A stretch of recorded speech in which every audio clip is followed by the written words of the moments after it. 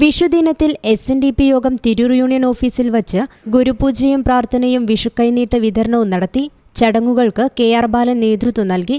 Shiju Vaikkathur, KV Rajan master, Suresh Painkannur, Manikkadampuzha, EV Madhavi, Bindu Manikandan, Coimbatore union president A Sujith Balan, TK Rineesh Babu തുടങ്ങിയവർ ആശംസകൾ അർപ്പിച്ച് സംസാരിച്ചു.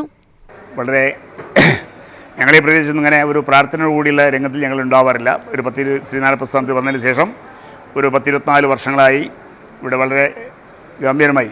ഇതിൻ്റെ കാരണം എല്ലാ ഞായറാഴ്ചയും രാവിലെ പ്രാർത്ഥനയുണ്ട്, 8:30 മണിക്കാണ്.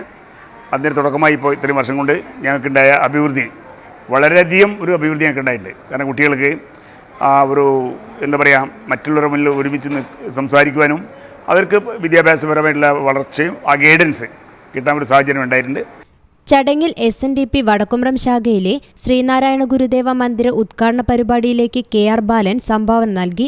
Malappuram union secretary Subrahmanyan Chungappally, president Dasan Kottakkal, Nallatt Narayanan, Pradeep Chungappally, Damodaran എന്നിവർ തുക ഏറ്റുവാങ്ങി. News bureau, Valanchery. Doctor Ambika's Abhaya Ayurveda and wellness, Valanchery Pattambi road, Valiyakunnu.